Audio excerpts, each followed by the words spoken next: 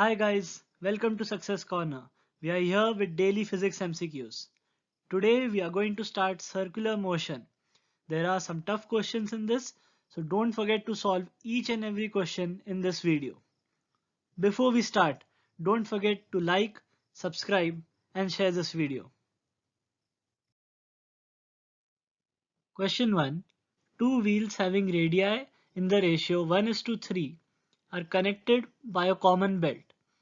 If the smaller wheel is accelerated from rest at a rate of 1.5 radian per second square for 10 seconds, the angular velocity of bigger wheel will be.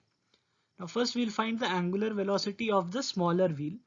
So we know it omega will be equal to omega naught plus alpha into t.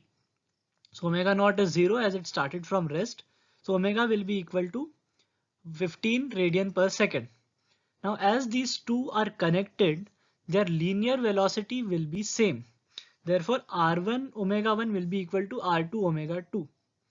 Now when we take omega 2, we have to find omega 2. So omega 2 will be equal to omega 1 into r1 by r2, and we know the ratios, it is 1:3.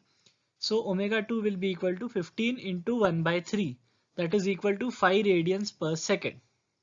So the correct answer is option 1. Question 2. A car is moving on a circular road of diameter 50 meters with a speed 5 meter per second. It is suddenly accelerated at a rate of 1 meter per second square. If its mass is 500 kgs, net force acting on the car is. Now we'll find A net. The net acceleration will be equal to root of v square by r whole square plus A tangential square. We know the value of v, it is 5, so v square will be 25. Radius will be 25 as diameter is 50, and we know A tangential, it is 1. So we get A net equal to root 2 meter per second square. Now you know force is equal to ma and mass is given 500 kgs. So F will be equal to 500 root 2 Newton. So the correct answer will be option 3. Question 3. A car moves on a horizontal track of radius r. The speed is increasing at a constant rate a. Coefficient of friction between the road and the tire is mu. The speed at which the car will skid is. Now we know that A tangential will be equal to root of a square plus v square by r whole square. So we can, and this should be equal to mu g.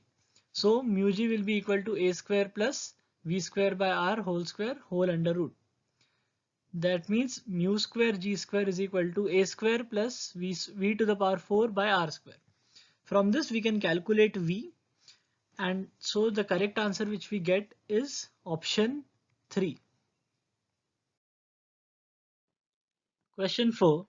A motor van weighing 4400 kg rounds a level curve of radius 1000 meters on unbanked road at 70 meters per second. What should be the minimum value of coefficient of friction to prevent skidding? And g is given 9.8 meters per second square. So we know that v is equal to root mu rg. Therefore v square is equal to mu rg. And we need to find mu. We know the value of v, we know the value of r, and we also know the value of g. When we calculate, we get mu is equal to 0.5. So the correct answer is option 3. Question 5. Car moves at a constant speed on a road as shown in figure. The normal force by the road on the car is Na and Nb when it is at the points A and B respectively. So we have to tell the relation between Na and Nb. So we can see that as Na is more, the point A is lying below the point B, therefore the normal reaction at point A will be greater than the normal reaction at point B. And we have to keep in mind that constant speed is given. If the speed was not constant, then this would have been a different thing, but as speed is constant, therefore the normal reaction at A is greater than normal reaction at B. So the correct answer is option 2. Question 6. A rod of length L is pivoted at one of the ends and is made to rotate in a horizontal plane as shown in the figure with a constant angular speed. a ball of mass m suspended by a string of length L from the other end of the rod. If the angle made by the string with the vertical is theta, then angular speed of rotation is. Now this might appear as a tough question, but this is actually very simple. First thing we have to do is we have to find r. So r here will be equal to L into 1 plus sine theta, because L, the length of the rod, will be constant, and L sine theta will be the additional length because of the string which is rotating. Okay, now we know that when we if T is the tension in the string, then T cos theta will be equal to mg and T sin theta will be equal to mr omega square. So from this we get that tan theta is equal to r omega square by g.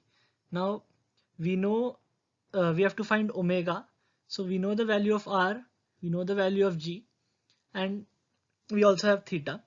So we get omega is equal to root g tan theta divided by L into 1 plus sine theta. So the correct answer will be option 3. Question 7. A pendulum is released from rest from the point A as shown in the figure. The string of the pendulum is taut. OA makes an angle 30 degrees with the vertical. The acceleration of the pendulum bob at this instant would be. Now we know that at point A, the tension will be equal to mg cos theta. So the acceleration will be mg sin theta. So that is perpendicular to OA. So the correct answer here will be option 3, that is in a direction perpendicular to OA. Question 8. An aircraft executes a horizontal loop of radius 1 km with a steady speed of 900 km per hour. Its centripetal acceleration is. Now centripetal acceleration is v square by r. So when we do this, we get centripetal acceleration is equal to 62.5 meters per second. One very important thing, don't forget to change the units to SI units because the answer is in meter per second. So you have to change kilometers into meter and kilometer per hour into meters per second. If you don't change it, you will get the wrong answer. So here the correct answer will be option 1. Question 9. Angular velocity of a particle is omega equal to theta square by 2, where theta is angular position of particle. Tangential acceleration of particle when it has covered one revolution in a circle of radius 2 meters is. Now we know omega is equal to theta square by 2. That means d omega by d theta will be equal to 2 theta by 2. Now we know alpha is equal to d omega by dt, but we don't have dt, so we have to convert it into d omega by d theta. So d omega by dt can be written as d omega by d theta dot d theta by dt. Now we know d omega by d theta, it is 2 theta by 2, and d omega by dt is omega itself. So that is omega square by 2 into omega. So we now have alpha and we have to find tangential acceleration. So tangential acceleration is alpha into r and radius is given 2. So we get 2 pi cube, and for one revolution theta will be equal to 2 pi. So A tangential becomes 2 pi whole cube into 2 divided by 2, that is equal to 8 pi cube. So the correct answer here will be option 2. Question 10. A pendulum bob swings along a circular path on a smooth inclined plane as shown in the figure, where m is equal to 3 kgs, L is equal to 0.75 meters, and theta is equal to 37 degrees. At the lowest point of the circle, the tension in the string is 274 Newton. The speed of the bob at the lowest point is, take g is equal to 10 meter per second square. Now we know that tension at lowest point will be equal to mg sine theta plus mv square by L, and here theta will be equal to 37 degrees. So we have the 34 newtons, we know m, we also have the value of g. So when we solve this, we get VL that is v at the lowest point, will be equal to 8 meters per second. So the correct answer will be option 4.